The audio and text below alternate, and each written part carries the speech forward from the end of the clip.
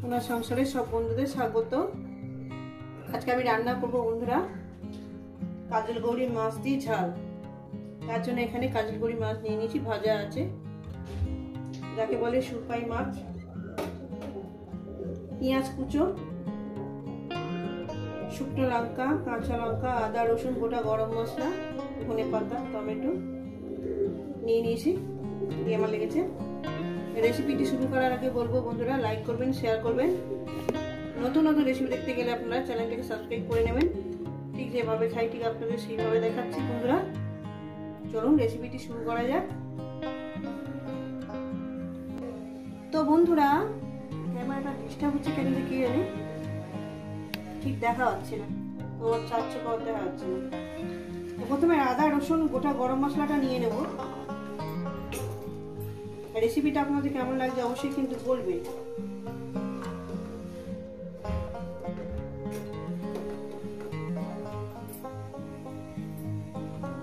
দিয়ে দেবো এখানে আপনার হলুদের গুঁড়ো, জিরে ধনের গুঁড়ো দিয়ে দিলাম। এবার একটা মিহি একটা পেস্ট বানিয়ে নেবো বন্ধুরা। বন্ধুরা গ্যাস ধরিয়ে দিয়েছি, কড়া আমি বসিয়ে দিয়েছি, কড়া গরম হবে। দিয়ে দেবো পরিমাণ মতন তেল, পরিমাণ মতন তেলটা আমি দিয়ে দিয়েছি বন্ধুরা। তেলটা আমার গরম হবে। রেসিপিটা আপনাদের কেমন লাগছে আর ভিডিওটা পুরোটাই দেখবেন, কেমন লাগছে অবশ্যই কিন্তু বলবেন। তেলটা আমার গরম হয়ে গেছে বন্ধুরা। দিয়ে দেবো এখানে গোটা জিরে, একটা তেজপাতাকে আমি দু টুকরো করে কেটে দিচ্ছি, গোটা গরম মশলা কয়েক সেকেন্ড ভেজে নেব। দিয়ে দেবো এখানে পেঁয়াজ কুচো,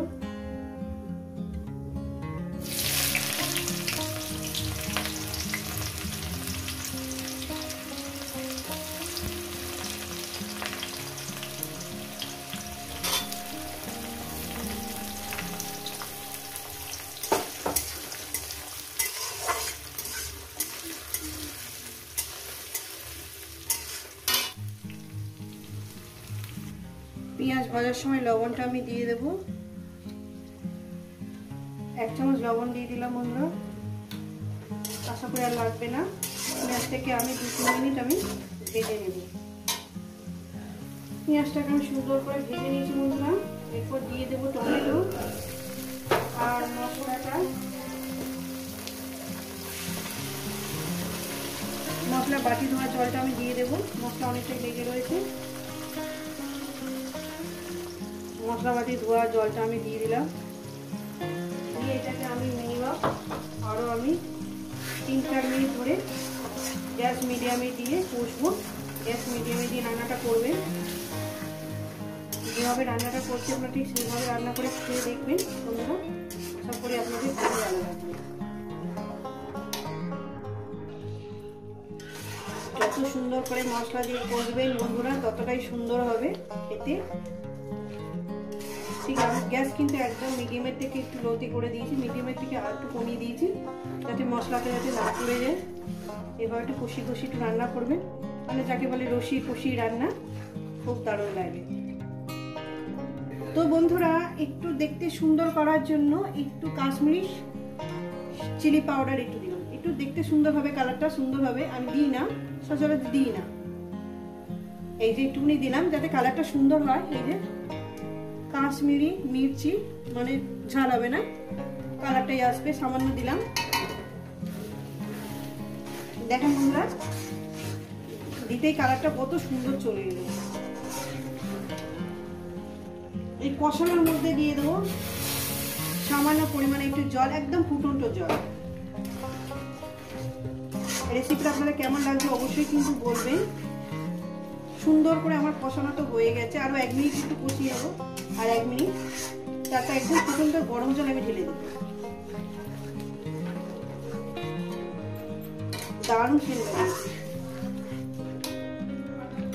দিয়ে দেবো এখানে একদম ফুটন্ত জল। দিয়ে একটু 1 মিনিট ফুটিয়ে নেবো, তারপর আমি মাছটাকে দিয়ে দেবো। 1 মিনিট ফোটাবো। তো বন্ধুরা 1 মিনিট ফোটানো হয়ে গেছে, এরপর দিয়ে দেবো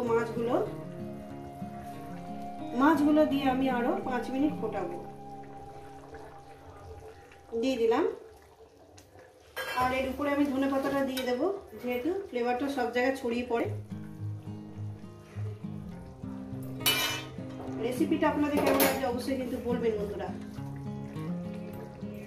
দিয়ে দিলাম, দেখেন বন্ধুরা, দিয়ে আরো আমি 5 মিনিট এটাকে ফোটাবো। তো বন্ধুরা 5 মিনিট আমি ফোটাইনি, 3 মিনিট ফুটিয়ে নিয়েছি। 3 মিনিট ফোটানোর পর আমি মাছগুলো তুলে নেব। মাছগুলোকে আমি তুলে নিয়েছি, দেখেন। এবার গ্রেভিটাকে আমি আরো 3 মিনিট এটাকে ভালো করে সুন্দর করে একটু ফুটিয়ে নেব। 3-4 মিনিট এটা আমি গ্রেভিটাকে এভাবে ফুটিয়ে নেব। যেহেতু মাছ থাকলে ভালো করে আমি নাড়তেও পারছি না, মাছটা যদি ভেঙে যায়, ওই জন্য মাছটা আমি তুলে নিলাম। এবার 3 মিনিট কি 4 মিনিট আমি গ্রেভিটাকে এভাবে ফুটিয়ে নেব মিডিয়াম গ্যাসে। তো বন্ধুরা আমার এটা ফোটানো হয়ে গেছে, 4 মিনিট ধরে আমি ফুটিয়ে নিয়েছি। এবার এটাকে আমি ফের মাছটাকে ঢেলে দেব।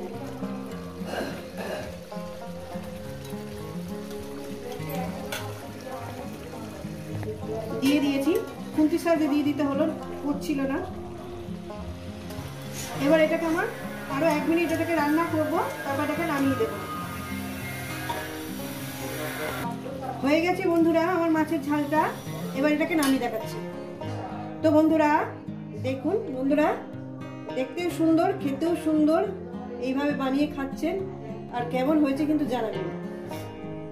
আবার অন্য কোনো রেসিপি নিয়ে সঙ্গে দেখা হচ্ছে বন্ধুদের সঙ্গে। সবাইকে বলবো সুস্থ থাকবেন, ভালো থাকবেন, আর আমার নিত্য নতুন ভিডিও দেখবেন বন্ধুরা।